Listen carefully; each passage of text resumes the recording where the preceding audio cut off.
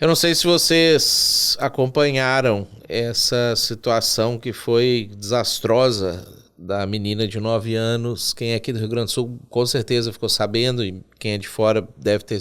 visto também, que foi sequestrada, abusada por um comerciante em Tramandaí, que é uma cidade do litoral aqui do Rio Grande do Sul.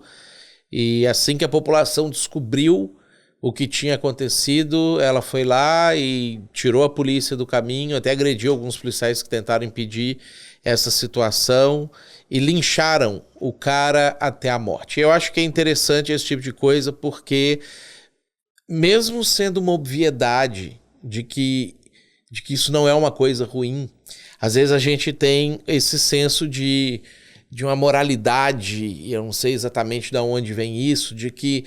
não, a gente é um ser humano, não, a justiça tinha que ser feita, mais que a gente sabe que a justiça é que esse cara daqui a 4, 5 anos estaria na rua de novo em liberdade condicional, em regime aberto, ou semiaberto, alguma coisa nesse sentido, inclusive já era um cara com antecedentes criminais, e às vezes a gente acha que ter esse sentimento de alegria pelo fato de que ele foi linchado e morreu depois de ter cometido uma monstruosidade dessa, que esse tipo de sentimento ele não é um sentimento legítimo do cristão. Pelo contrário, no Antigo e no Novo Testamento nós vemos Deus e as pessoas de Deus, os homens e as mulheres de Deus, se alegrando quando esses níveis absurdos de injustiça são drasticamente punidos. Nós sabemos que todos nós somos injustos, todos nós somos pecadores, inclusive esse sujeito, se ele tivesse tido tempo ou alguma situação de lucidez, de se arrepender, pedir perdão a Deus por isso, ele seria salvo, e que maravilha que a graça de Deus nos salve, etc. Ao mesmo tempo,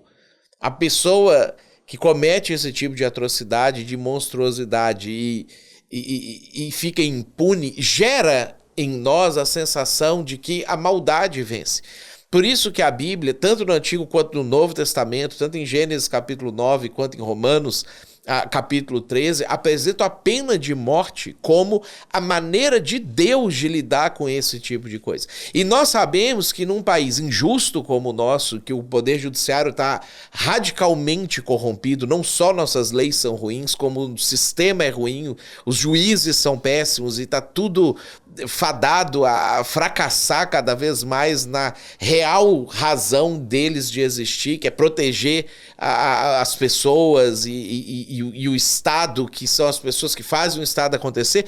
Quando uma situação dessa acontece, a gente vê aquilo que, por exemplo, lá em Apocalipse, quando o 5º selo é aberto e João vê as almas daqueles que tinham sido mortos por causa do testemunho de Cristo, pedindo no céu a Deus e falando: até quando, Senhor, o Senhor não julga e não vinga o nosso sangue daqueles que habitam sobre a terra? E a gente percebe que esse é um sentimento legítimo no céu,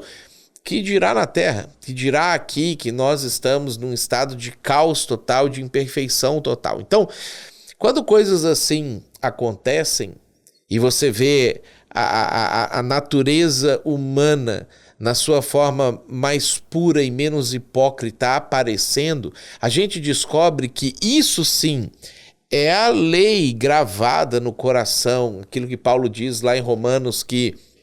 quando os gentios que não têm a Bíblia, não têm a lei, procedem por natureza de acordo com a lei, a gente está percebendo